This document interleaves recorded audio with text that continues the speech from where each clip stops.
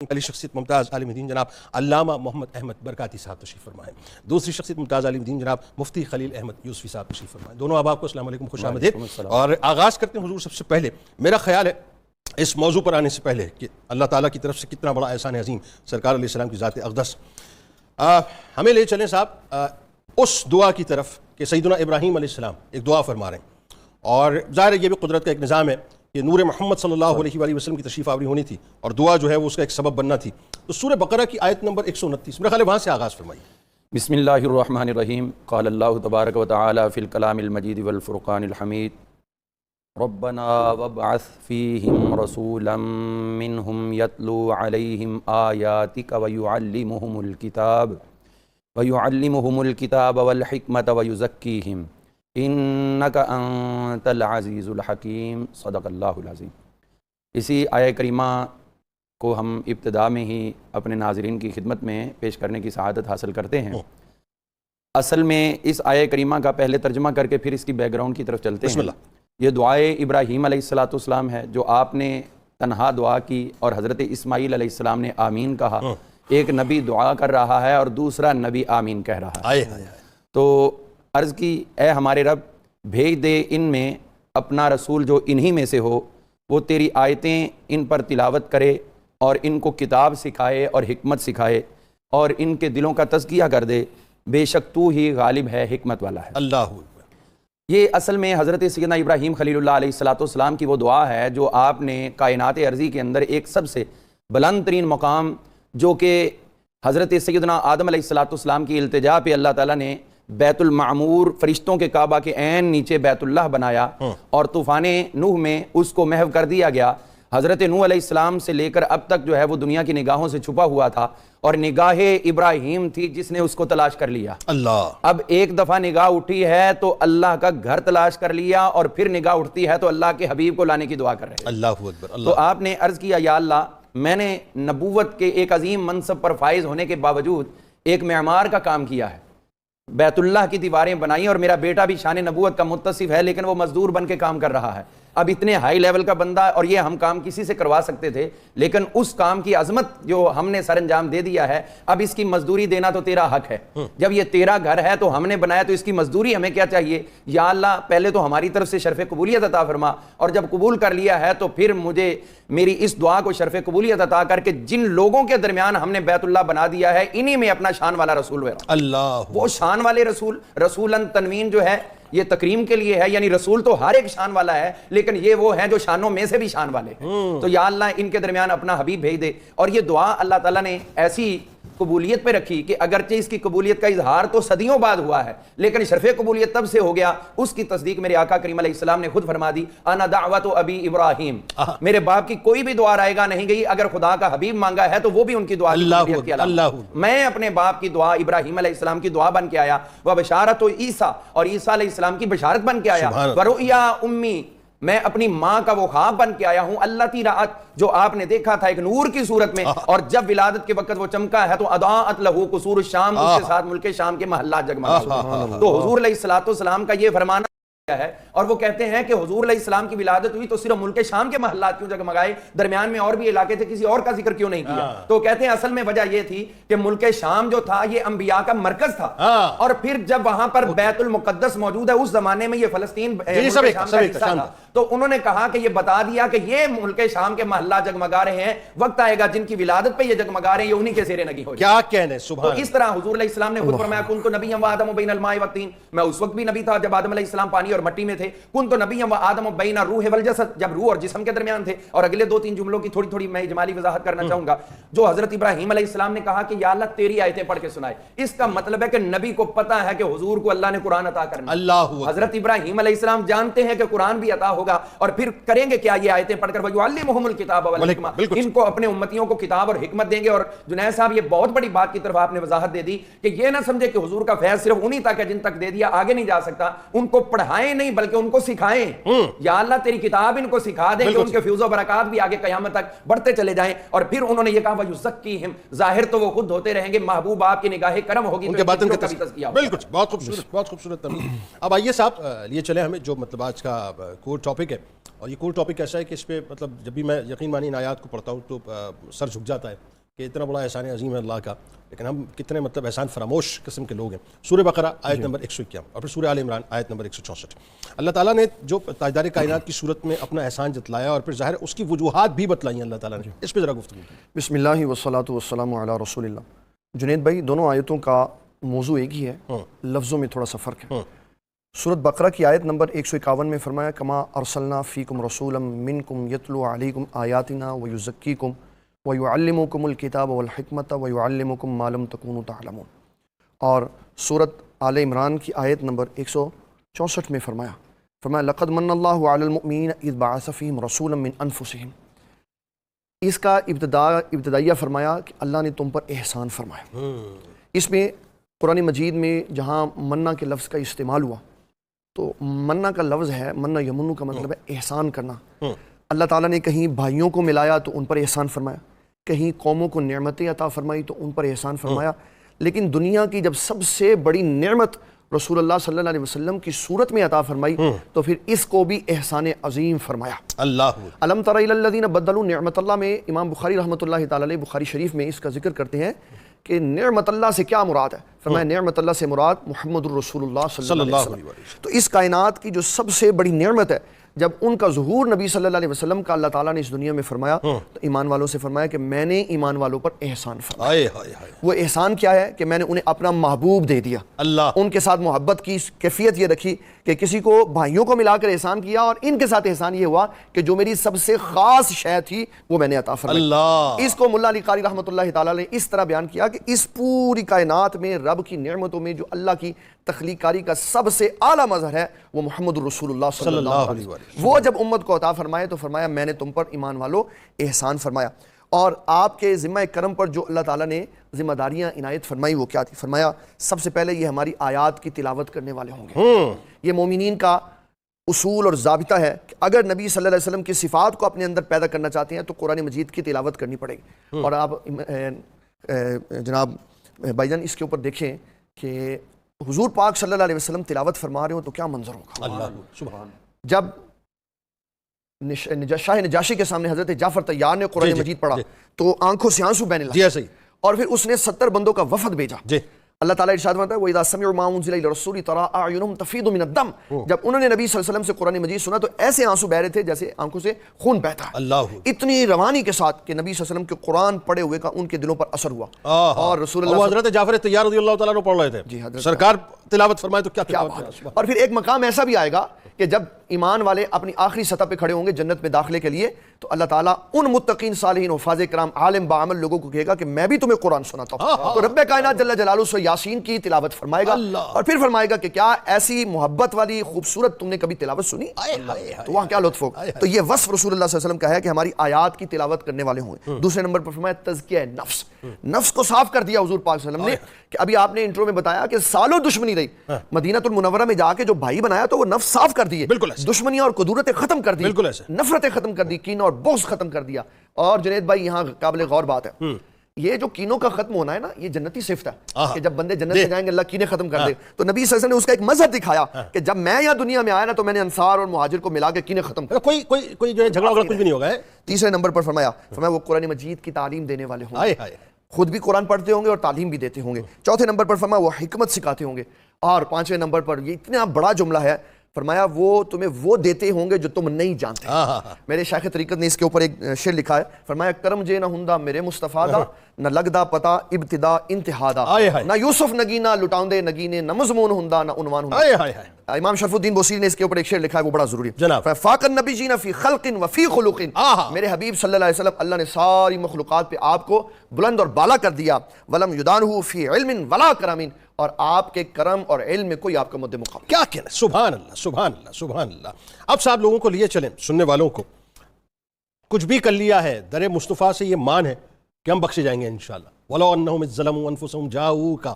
تو یہ جو ہے نا کہ گناہگار ہیں, سیاہ کار ہیں, بدکار ہیں, کچھ بھی ہیں, ہے تو سرکار آپ کی. تو آئیے ذرا سورہ نساء آیت نمبر 64 کی طرف لے چلیں اور بتائیے اس کے معنی مفاہیم کیا ہیں, اس کی تفاسیر کیا ہیں. بسم اللہ الرحمن الرحیم. وما ارسلنا من رسول الا لیطاع باذن اللہ ولو انہم اذ ظلموا انفسہم جاؤوک فاستغفروا اللہ واستغفر لهم الرسول لوجدوا اللہ توابا رحیما. صدق اللہ العظیم. اس میں اللہ پاک نے پہلے تو بتا دیا کہ حضور علیہ الصلوۃ والسلام کی ذات والا تبار کے علاوہ بھی جتنے انبیاء تھے ان کو اس لیے بھیجا گیا ہے کہ ہر امت ان کو دیکھ کر اپنی زندگی کا روڈ میپ سیٹ کرے, ٹھیک, ان کی زندگی سے اپنے لیے آخرت کا حصہ حاصل کرے. اب حضور کی آمد کی بات تھی تو اللہ تعالیٰ نے فرما دیا کہ ایسے نہیں آئے اور آ کے چلے گئے, بلکہ ان کا تمہارے درمیان بھیجنے کا ایک منشاء خداوندی ہے. اور وہ کیا ہے؟ فرمایا مجھے پتہ تم انسان ہو, تم گناہ گار ہو, الانسان ہو مرکب النسیان, تم نسیان سے بنے ہو, بھول جاتے ہو, غلطی کمی کوتاہی تمہارے پاس ہو جاتی ہے, اور تم نے مجھے رحمان و رحیم پایا, لیکن کبھی کبھی تمہارے جرائم ایسے بھی ہو جائیں جن سے چھٹکارا ممکن نہ ہو, جن کی معافی ممکن نہ ہو, تو پھر اس کے لیے بھی ہم تمہیں ایک رستہ دے رہے ہیں, اور وہ رستہ یہ ہے کہ آؤ در مصطفیٰ, اللہ یہاں آ جاؤ, یہاں تمہاری حاضری ہوگی. اور میرے محبوب تو ہیں ہی 70 ماہوں سے بڑھ کے اپنی امت سے پیار کرنے والے, کہ جب اللہ تعالیٰ نے مسلم شریف کی حدیث کے مطابق سرکار فرماتے ہیں مجھے 3 دعاؤں کا حکم دیا تو میں نے ہر بار یہی مانگی, اللہم اغفر لامتی, یا اللہ میری امت کی مغفرت. اور فرمایا تیسری بھی روک کے رکھی, قیامت کو وہ مانگوں گا, اور اس دعا میں شامل ہونے کے لیے حضرت سیدنا ابراہیم علیہ السلام بھی رغبت رکھیں گے. اور ان کا ذکر کیوں کیا؟ میں آیا انہی کی دعا بن کے ہوں, جب میں ان کی دعا ہوں تو وہ میری دعا میں شامل ہونے کے لیے آئیں گے. تو اسی لیے فرمایا کہ ہم نے وہ تمہیں شان والے حبیب عطا کر دیے ہیں کہ جن کا تمہارے لیے اس قدر مہربان ہونا, اس قدر تم پر مشفق ہونا, اور تمہارے لیے ہمارے حضور معافی کا حریص ہونا, وہ اس بات کا مظہر ہے کہ آؤ میرے مصطفیٰ کے در پہ ایک دفعہ وہ کہہ دیں, وَاسْتَغْفَرَ لَهُمُ الرَّسُولُ, یا اللہ یہ میرے ہیں, تو فرمایا میں معاف کر دوں گا. اس کے کوئی دلائل, یہ بات تو بات ہوگی, فرمایا نہیں بالفعل بالقوہ بھی ہم ثابت کر دیں گے کہ ظاہری حیات طیبہ میں بھی یہ عمل ہے, اور ظاہری حیات طیبہ کے بعد بھی یہ سلسلہ قیامت تک جاری رہے گا. اور اس سلسلہ میں حضرت سیدنا ابو لبابہ رضی اللہ عنہ کا وہ واقعہ بڑا مشہور ہے, جو بنو قریظہ کے اس غزوہ کے موقع پر آپ نے حضور علیہ السلام کا ایک راز ظاہر کر دیا, اور پھر خود کو پشیمان ہوئے اور اپنے آپ کو لا کے ایک ستون کے ساتھ باندھ دیا مسجد نبوی کے, اور وہاں پر جب باندھ دیا 7 دن تک بندے رہے کہ حضور کھولیں گے تو میں پھر کھلوں گا, ورنہ نہیں. وہ حاجت کے ٹائم پہ ایک شخص کی ڈیوٹی تھی, وہ کھول دیتے, اور پھر وہ جو نماز کے ٹائم پہ کھول دیتے, پھر باندھ دیا جاتا. پھر جب 7واں دن ہوا تو حضور علیہ السلام نے ان کے لیے معافی کا اذن عطا کیا. حضرت ام المؤمنین عائشہ صدیقہ رضی اللہ عنہا تشریف فرمایا گھر میں, ایک خوبصورت چادر جو ہے وہ بستر پہ ڈالی گئی, اور ایک تکیہ تھا, اور اس تکیے پہ ایک شبیہ بنی ہوئی تھی. حضور کو وہ پسند آئی, آپ وہیں سے واپس ہوئے. حضرت ام المؤمنین نے فوری عرض کی, اتوب الی اللہ و رسولہ, میں اللہ اور اس کے رسول کی طرف توبہ کرتی ہوں, تو چلو یہ بھی تمہارے لیے رستہ صاف ہو گیا. پھر اسی طرح 40 صحابہ جو جبر و قدر کے موقع پر گفتگو کر رہے تھے اس کے بارے میں کہ تقدیر کیا ہے, اس کے تقاضے یہ وہ, اس پہ گفتگو کر رہے تھے, 40 مل کر بیٹھے ہوئے تھے. تو حضور تشریف لائے, آپ کو ان کا یہ عمل بظاہر اچھا نہ لگا, یعنی ان کے لیے یہ معاملہ شریعت اسلامیہ کے ساتھ مماثلت نہیں رکھتا تھا. تو یہاں پر جب حضور علیہ الصلوۃ والسلام نے آپ کے چہرہ انور پہ اس چیز کے لیے ناپسندیدگی کے اثرات پیدا, ظرف زمان کو بھی شامل ہے, ظرف مکان کو بھی شامل ہے, یعنی جب بھی تم ظلم کر لو کائنات کے کسی بھی وقت میں, صدیوں بعد, ہزاروں سال بعد بھی کر لو, وقت کی قید بھی اٹھا دی, اور کائنات کے کسی بھی حصے پہ رکھ کر کرو, یہ مکان اور جگہ کی قید بھی اٹھا دی, بس در مصطفیٰ کی طرف تم نے رجوع کرنا ہے, اور اس کے بعد رب کائنات کو تم توبہ قبول کرنے والا اور مہربان پاؤ گے. تو اسی سلسلہ میں وہ عربی کا مشہور واقعہ ہے جو حضور علیہ السلام کے در پہ آئے 3 دن وصال کے بعد, اور رونے لگے کہ حضور مجھے جب یہ آیت پہنچی تو آپ کا وصال ہو چکا. تو پھر آپ کی قبر انور سے آواز آئی, مولا علی پاک نے سنی اور پھر ان کو سنوائی. حضور علیہ السلام نے فرمایا جاؤ اس عربی کو کہہ دو کہ اللہ نے تمہاری توبہ کو قبول کر لیا. اور میں اپنے سامعین ناظرین کے لیے یہ ریکمینڈ کرنا چاہوں گا کہ اس سلسلہ میں اگر وہ پڑھنا چاہتے ہیں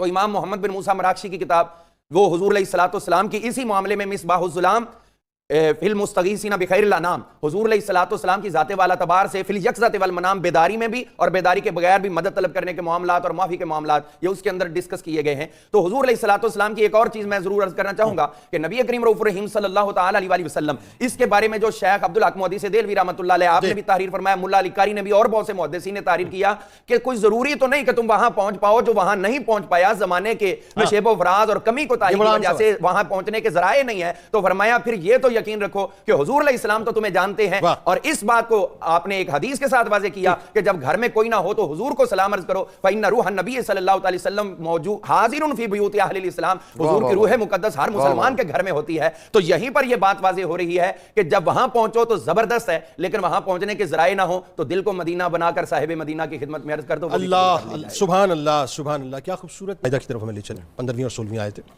جس میں نور محمد صلی اللہ علیہ وآلہ وسلم کا ذکر ہے، نور قرآن کا ذکر ہے، اور ان دونوں یعنی یوں کہیے کہ اپنا اللہ تبارک و تعالیٰ نے انعامات کو ہمارے لیے ہدایت کا راستہ جو ہے وہ بنا کے پیش کر دیا. ذرا اس کی تفصیلی نکات. جنید بھائی، اللہ تعالیٰ نے ان دونوں آیات میں جو بات ارشاد فرمائی ان کے مخاطب جو ہیں وہ اہل کتاب ہیں، جناب یہود اور نصارہ. جناب ان سے فرمایا قد جاءکم رسولنا یبین لکم کثیرا مما کنتم تخفون من الکتاب. فرمایا یہ ہمارے رسول تمہاری طرف تشریف لائے اور جو تم باتیں چھپاتے تھے نا انہوں نے ان کو واضح کر دیا. بہت ساری آیات وہ غریب طبقے کے لیے واضح کرتے تھے اور امیروں کے لیے چھپا دیتے تھے. نبی صلی اللہ تعالیٰ علیہ وسلم نے اس کو واضح کر کے سنا دیا. ان کا اس نور سے مراد نبی صلی اللہ علیہ وسلم کی ذات اقدس ہے. اللہ ساوی جو جلالین کی شرح ہے اس میں انہوں نے لکھا نبی صلی اللہ علیہ وسلم نور حسی بھی ہیں اور نور معنوی بھی ہیں. اللہ آپ کو دیکھا بھی جائے گا تو نور ہی نظر آئیں گے اور آپ سے نور ہدایت بھی حاصل کیا جائے گا. اللہ. اور علامہ محمود آلوسی نے لکھا وَهُوَ النور الانوار و محمد المختار. اللہ. اور آپ کی دعا بھی ہے نا، یا اللہ مجھے نور سراپا نور فرما دے، دائیں جانے بائیں جانے اوپر نیچے. جب آپ نے سجدے میں بیٹھ کر یہ دعا ارشاد فرمائی. اور حضور پاک صلی اللہ تعالیٰ علیہ وسلم کے اس جملے پر کہ اللہ تعالیٰ نے آپ کو نور بنا کر بھیجا ہے، اس کے اوپر میں ایک حدیث شریف سنانا چاہتا ہوں جو امام قرطبی نے جامع احکام القرآن میں سورت نور کی آیت نمبر 40 کے تحت حضرت انس کی روایت لکھی. آپ نے فرمایا ان اللہ بعثنی نور، اللہ تعالیٰ نے مجھے نور بنا کر مبعوث فرمایا، وخلقنی نور، اور مجھے تخلیق بھی نور فرمایا.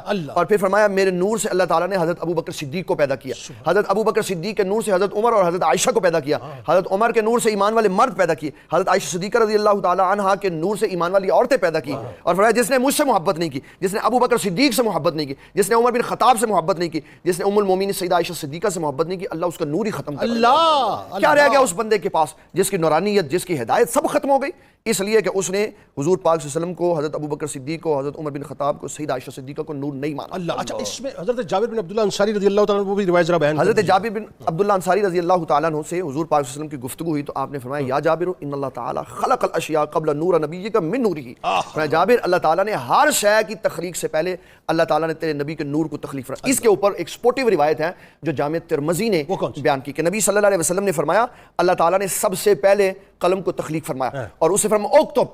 اس نے کہا میں کیا لکھوں؟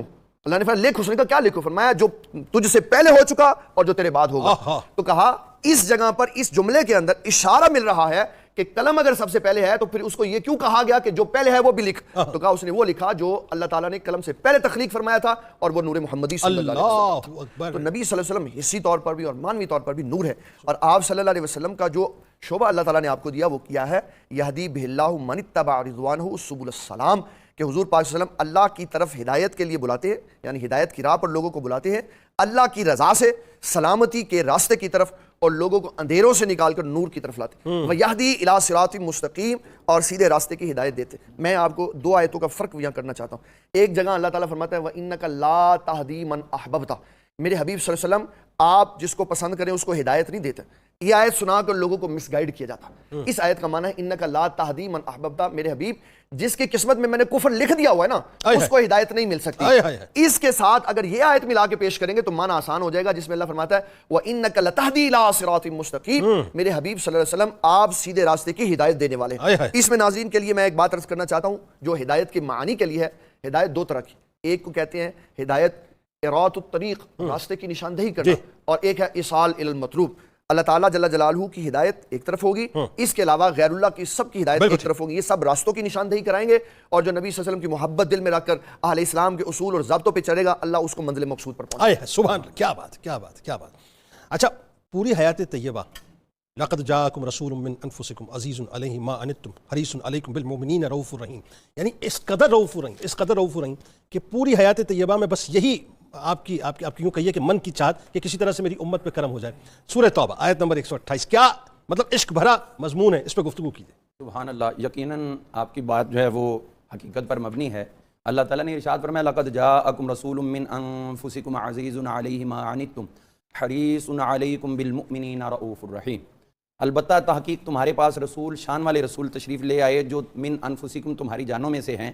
عزیز علیہ ما عنتم، تم مشقت میں پڑو تو ان پہ گراں گزرتا ہے. حریص علیکم، تمہاری خیر خواہی کے لیے از حد جذبہ رکھتے ہیں. اور پھر کیفیت یہ ہے کہ بالمؤمنین رؤوف الرحیم، مومنوں پر رؤوف بھی ہیں.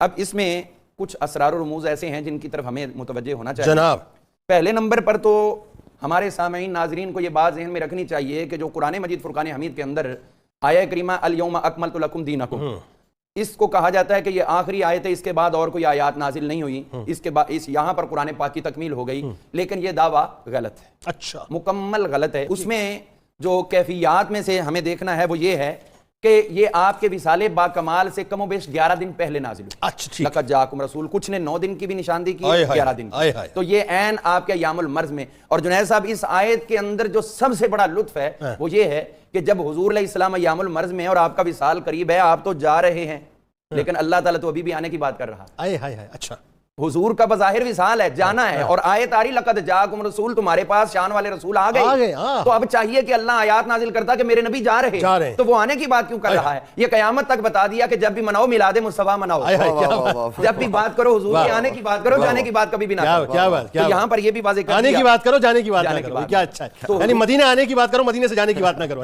حضور صلی اللہ تعالیٰ علیہ وسلم آپ کے اوپر جب یہ آیات کا نزول ہوا تو اس کا ہم لوگوں کے لیے سب سے بڑا سہارا یہ ہے کہ ہم گناہگار ہوں، بدکار ہوں، تو حضور علیہ السلام دیکھتے ہیں کہ ان کو سزا ملے تو حضور کو یہ برداشت نہیں، اللہ وہ سزائیں دور کرنے کے لیے آپ جو ہے وہ اہتمام فرماتے رہتے ہیں۔ اللہ اسی میں کہتے ہیں کہ باقی معاملات تو الگ رہے، آپ صرف یہ آیت ہی پڑھتے رہو، اس کا بھی تمہیں بے شمار اور بے بہاجر ملے، صرف تلاوت کرنے کا۔ اور اس سلسلہ میں جو تفسیر روح البیان شریف میں اور دیگر مفسرین نے وہ حضرت ابو بکر بن مجاہد کا واقعہ، حضرت علامہ شبلی رحمۃ اللہ علیہ کا، کیا خوبصورت بات اس کے اندر تو وہ انتہائی محبت ہے کہ جب یہ ابو بکر بن مجاہد، حالانکہ یہ اپنے دور کے محدث بھی تھے اور وزیر مذہبی امور بھی رہے، وزیر اوقاف بھی تھے، یہ وہ ہستی تھی۔ 3 ابو بکر کا ذکر ہے اس روایت میں نا، ابو بکر بن محمد کا، ابو بکر بن مجاہد کا، اور ایک اور ابو بکر شبلی جو ہیں۔ ہاں جی، اچھا اب جب یہ آئے ہیں ان کے پاس تو اس وقت شیخ شبلی آ گئے، آپ کھڑے ہوئے ویلکم کیا، بہت محبت دی اور ان کی پیشانی پہ بوسہ دیا۔ آپ کے شاگرد پوچھنے لگے حضرت بڑے بڑے لوگ آتے ہیں، آپ تو کبھی استقبال کے لیے کھڑے نہیں ہوتے، اور اس کو آپ بھی جانتے ہیں، ہم سب جانتے ہیں کہ یہ بغداد کا ایک دیوانہ شخص ہے، اس کے لیے نہ صرف کھڑے ہوئے گلے سے بھی لگایا، اس کی پیشانی کو بوسہ دیا، یہ اتنی عنایت کس لیے؟ فرمایا میں نے کوئی نیا کام نہیں کیا، میں نے وہی کیا جو حضور کو ان کے ساتھ کرتے ہوئے دیکھا۔ حضور نے کیا کیا؟ فرمایا میں نے خواب میں دیکھا کہ حضور جلوگر ہیں، اور جب یہ حاضر ہوئے تو حضور نے شفقت فرماتے ہوئے ان کے استقبال کے لیے کھڑے ہوئے اور ان کو پکڑا اور ان کی پیشانی پہ بوسہ عطا کیا۔ میں نے عرض کیا حضور یہ تو بہت شخص جو ہے وہ پاگل ہے، مجنون ہے، دیوانہ ہے، فرمایا یہ تو ہماری محبت میں فرزانہ ہے۔ واہ، ہماری دیوانہ ہے، ہماری محبت میں فرزانہ ہے، کیا بات ہے۔ تو اب یہ ہے کہ اس کی محبت کا تقاضا ہے کہ ہم اس کو اتنی عنایت کریں۔ حضور وجہ کیا ہے؟ ساری آپ کے امتی ایک سے بڑھ کے ایک محبت کرنے والا، فرمایا جب بھی یہ فرض نماز ادا کر لیتا ہے تو اس وقت نماز پڑھنے کے اور کچھ میں سنتیں پڑھنے کے بعد فرضوں سے پہلے یہ درود پاک پڑھتا ہے، اور پھر یہی آیت لقد جاءکم رسول من انفسکم اس کی تلاوت کرتا ہے۔ اور جلاء الافہام کے اندر ابن قیم نے لکھا کہ یہ درود پڑھتا ہے صلی اللہ علیہ یا محمد صلی اللہ علیہ، اور پڑھتا بغداد سے ہے صلی اللہ علیہ یا رسول اللہ، اور حضور مدینہ منورہ میں، اور یہ 3 مرتبہ پڑھ کے پھر درود پاک پڑھ کے سرکار کی بارگاہ میں پیش کرتے ہیں۔ یہ تو بلکہ وظیفہ ہے، لوگوں کو بتا دیجیے۔ بالکل ایسے ہی لوگوں کو چاہیے کہ جب سنتیں پڑھ لیں تو فرض پڑھنے سے پہلے اس کو تلاوت کرنا معمول بنا لیں، یعنی یوں کہیے کہ بوسہ رسول صلی اللہ علیہ وسلم چاہیے تو اس کو وظیفہ بنا لیجیے۔ جی، وما کان عطاء رب کا محظورا، آپ کے رب کی عطائیں کو ختم تو ہونے والی نہیں، ان کو دی ہے تو آگے بھی یہ سلسلہ جاری رہے گا، حضور کی کرم نوازیاں رہیں گی۔ تو جنید صاحب اس حوالے سے یہ بھی عرض کرنا چاہوں گا کہ حضور صلی اللہ علیہ وسلم نے اپنی امت کے اوپر جو ہے وہ کرم نوازیاں فرمائی، تو کیسے؟ یہاں تک کہ اللہ کی جو عبادات فرض ہیں ان کے اندر بھی حضور نے امت کے لیے تخفیف کروا دی، 50 نمازوں سے 5 کروائیں، امت مشقت میں پڑتی، مشقت ہٹا کے 5 پہ لے آئی۔ یہ آپ کی شفقت ہے، یہ آپ کی شفقت ہے، امتی مشقت میں پڑھیں، حضور کو برداشت نہیں ہوتا۔ تو پھر یہی لولا ان اشق علی امتی لامرتهم بالسواک عند كل صلاۃ، فرمایا اگر امت پہ بوجھ نہ سمجھتا تو ان کو حکم دیتا کہ ہر وضو کرتے وقت ہر نماز پہ تم مسواک کو ضرور کرو، امت پہ بوجھ تھا تو کہا انگلی سے کام بنا لو، مسواک کا ثواب نصیب ہو جائے گا۔ عشاء بھی پچھلے پہر میں ہونے والی تھی، جی بالکل، اس کو بھی حضور علیہ الصلوۃ والسلام نے خود جب ایک مرتبہ ادا کرو، فرمایا اصل ٹائم یہ ہے تیسرا رات کا حصہ، لیکن اس کو ہم نے پہلے تمہارے لیے رکھ دیا کہ تمہارے لیے اس میں آسانی ہے۔ پوری زمین مسجد ہو گئی، جی پوری جعلت لی الارض مسجدا۔ اور اسی طرح جب وہ حج کی بات کی گئی، آپ سے عرض جب آپ نے فرمایا مومنو تم پہ حج فرض ہے، تو ایک عرض کرتے ہیں حضور ہر سال، خاموش، پھر عرض کیا حضور ہر سال، پھر آپ چپ رہے، تیسری دفعہ میں خاموش ہو جاؤ، میں ہاں کہتا تھا تو ہر سال تم پر، یعنی حضور کی ایک ہاں اور ایک نہ، یہ بھی اپنے اندر بے شمار اسرار و رموز رکھتے ہیں۔ جب ہاں کہیں تو امت کا بیڑا تر جاتا ہے، اور نہ کہتے ہوئے دنیا کو بتا دیتے لا الہ الا اللہ، اللہ کے سوا کوئی معبود نہیں ہے، تو کائنات کے ہر معبود باطل کو باطل کر دیا جاتا ہے۔ اور آخری بات اس ضمن میں عرض کرنا چاہوں گا کہ حضور علیہ الصلوۃ والسلام نے فرمایا کہ یہ نہیں کہ صرف دنیا میں کر رہا ہوں، قیامت میں بھی تمہاری مشکل کشائی، قیامت میں بھی تمہارے فوائد ہوں گے۔ حضور کیسے؟ آپ نے فرمایا کہ تم دیکھنا جہاں جہاں تم مشقت میں پڑھو گے وہاں اپنے نبی کو پاؤ گے، تم صراط پہ گر رہے ہوگے، رب سلم کی صدائیں میں رہا ہوگا، تمہارے اعمال جب میزان پہ ہوں گے نیکیوں کا پلڑا ہلکا ہو رہا ہوگا تو وہاں میں بھاری کر رہا ہوں، اور جب جنت کا دروازہ حوض کوثر اس سے پہلے تم پیاسے آ رہے ہوگے، تمہیں سیراب کر رہا ہوں، حوض سلسبیل سے تمہیں غسل کر کے تمہیں۔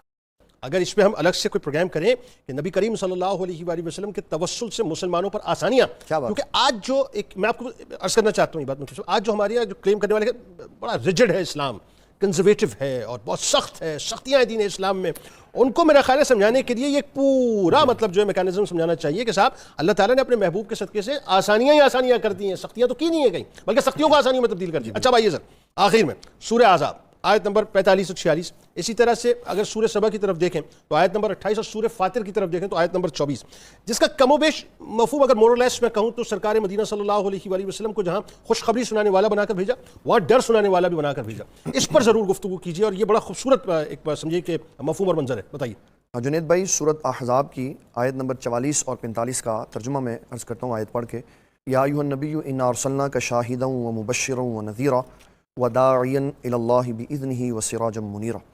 اے نبی صلی اللہ تعالیٰ علیہ وسلم، ہم نے آپ کو بھیجا حاضر و ناظر بنا کر، خوشخبریاں سنانے والا بنا کر، اور ڈر سنانے والا بنا کر، اور اللہ کے اذن اور اس کی اجازت سے اللہ کی طرف دعوت دینے والا بنا کر بھیجا، اور ہم نے آپ کو چمکتا ہوا چاند اور سورج بنا کر۔ یہ اللہ تعالیٰ نے اس میں ایسی خوبصورت کوالٹیاں بنا دی ہیں کہ حضور پاک صلی اللہ علیہ وسلم کی تعریف لوگ قیامت کی صبح تک کرتے رہے۔ اللہ دوسری آیت میں فرمایا یہ سورۃ سبا کی آیت نمبر 28 ہے، وما ارسلناک الا کافۃ للناس بشیرا ونذیرا۔ اس میں نبی صلی اللہ علیہ وسلم کی نبوت پوری کائنات کے لیے اعلان فرما دیا کہ پہلے انبیاء بھیجے تو ان کو علاقوں، بستیوں اور ملکوں کے لیے نبی بنایا، اور میں نے حبیب آپ کو ساری کائنات کے لیے نبی بنا کسی خاص زمانے اور قوم کے لیے اور خطے کے لیے نہیں، ہر انسان کے لیے۔ یہاں تک ہمارے علماء کہتے ہیں کہ جہاں جہاں تک ربوبیت اللہ کی ہے وہاں وہاں تک نبی صلی اللہ علیہ وسلم کی نبوت۔ سبحان اللہ۔ اور پھر سورۃ فاطر کی آیت نمبر 24 میں اللہ تعالیٰ جل جلالہ نے ارشاد فرمایا، انا ارسلناک بالحق بشیرا ونذیرا۔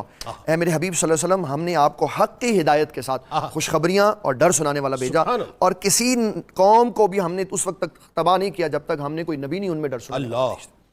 سب سے پہلے بات ہے کہ ہم نے آپ کو حاضر و ناظر بنایا۔ یہ ایک بڑا ہاٹ ٹاپک ہے جو معنی بھی غلط کیا جاتا ہے نبی صلی اللہ علیہ وسلم کے لیے بھی اور اللہ تعالیٰ کے لیے بھی۔ اچھا، حاضر و ناظر کا معنی نبی صلی اللہ علیہ وسلم کے لیے یہ ہے کہ حاضر بروحہ ناظر ببصرہ۔ آپ صلی اللہ علیہ وسلم اپنے روضہ شریف میں موجود ہیں، آپ کی روحانیت ساری کائنات میں پھیلی ہوئی ہے، اور آپ کے سامنے ساری کائنات ایسے ہتھیلی کی مانند ہے جس کو جب چاہتے ہیں ملاحظہ فرما لیں۔ یعنی جسد اطہر مدینہ پاک میں موجود ہے، روح جو ہے مطلب پوری کائنات پر جو ہے وہ حاضر ہے، ٹھیک ہے جی، اور ناظر سے مراد یہ کہ آپ اپنی نگاہوں سے دیکھ رہے ہیں منظر، جب جس کو چاہتے ہیں ملاحظہ فرما لیں۔ ملاحظہ فرما لیتے۔ اس کا قطعی یہ مطلب نہیں ہے کہ حاضر و ناظر کا مطلب ہے حضور کا اپنے وجود کے ساتھ ہر جگہ پایا جانا، یہ حاضر و ناظر کا قطعی معنی نہیں ہے۔ میں نے تو بعض جگہوں پہ دیکھا ہے لوگوں نے مسندیں لگا کے رکھی ہوتی ہے کہ اس جگہ پہ نہیں بیٹھنا، اس پہ حضور پاک صلی اللہ علیہ وسلم، اس کا مطلب ہے کہ حضور پاک صلی اللہ علیہ وسلم آپ کے حکم کے تابع، آپ کسی کے حکم کے تابع نہیں ہیں، آپ جہاں شفقت فرمائے وہاں تشریف لے جاتے ہیں، اور کسی کو مجبور نہیں ہے، کوئی مجبور نہیں ہے اس میں کہ وہ یہ کہے کہ اس جگہ پہ حضور صلی اللہ علیہ وسلم آ کے تشریف فرما ہوتے ہیں، وہ بڑے بے نیاز ہے۔ اچھا، وہ جو النبی اولیٰ بالمؤمنین من انفسہم، اس سے مراد ہم کیا لیں گے پھر؟ اس سے مراد یہ ہے کہ نبی صلی اللہ تعالیٰ علیہ وسلم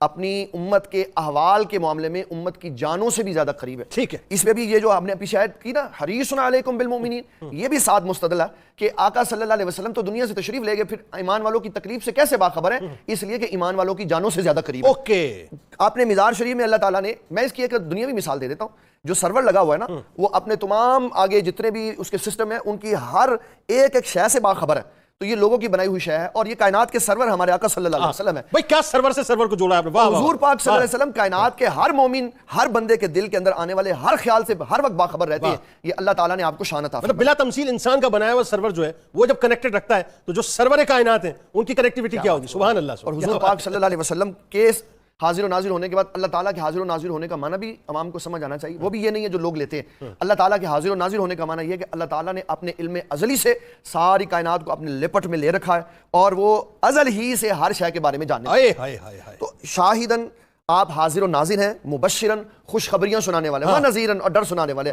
اس میں امت کے لیے جو خوبصورت پہلو ہے کہ نبی علیہ السلام جب دنیا میں آتے ہیں تو پہلے لوگوں کو رب کی طرف خوشخبریاں سنا کے بلاتے ہیں، اور جب قوم خوشخبریوں سے آ جاتی ہے تو خوشخبریاں رہتی ہیں، اور جب قوم کے ایسے افراد ہوتے ہیں جو خوشخبریوں سے نہیں مانتے، پھر ان کو کہا جاتا ہے کہ جہنم بھی بنی ہوئی ہے، پھر ان کو کہا جاتا ہے اللہ جبار و قہار بھی ہے، پھر ان کو کہا جاتا ہے کہ اللہ تعالیٰ عذاب دینے والا بھی ہے، یہ تجرع کی صفات بھی بتائی جاتی ہے۔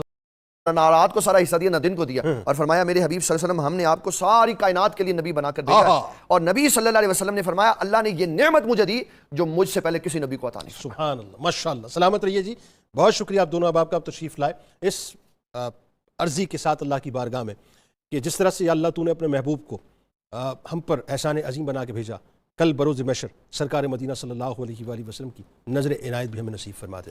اللہ تعالیٰ سے بس یہ دعا ہے کہ اللہ تعالیٰ ان کی شفاعت ہم سب کو نصیب فرما دے، ورنہ اعمال تو ہمارے اس قابل نہیں ہے صاحب کہ ہم اللہ کی بارگاہ میں کھڑے ہو سکیں. کتاب الشفاء